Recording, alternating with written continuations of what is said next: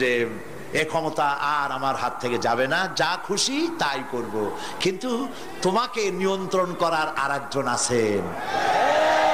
আছেন কিনা?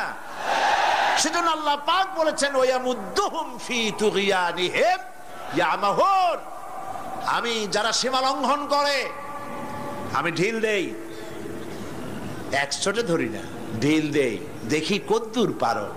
এই জন্য তো ফেরাউন বেঁচে ছিল 950 বছর। কোন কোন কেতাবে লেখা আছে 950 বছর হায়াত পেয়েছিল, জানি না কত বছর পাইছিল।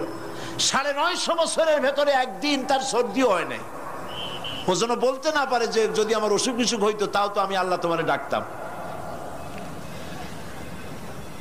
মানে মুনাফিক, কাফের, বেঈমান,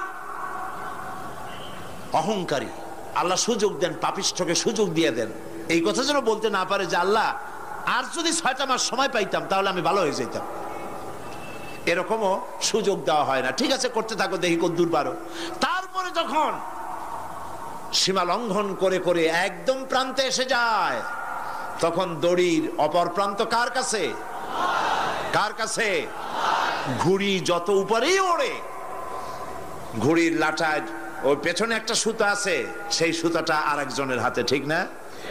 ঘুড়ি যতই মনে করুক যে আমি পাল্লা দিয়ে মঙ্গল গ্রহে যাব, যেখানে খুশি সেখানে যাব, ঘুড়ির এই অহংকার মিশে বেশি দূরে যেতে পারবে না, যেহেতু তোমার পেছনে একটা দড়ি আছে, সেই দড়িটা আরেকজনের হাতে।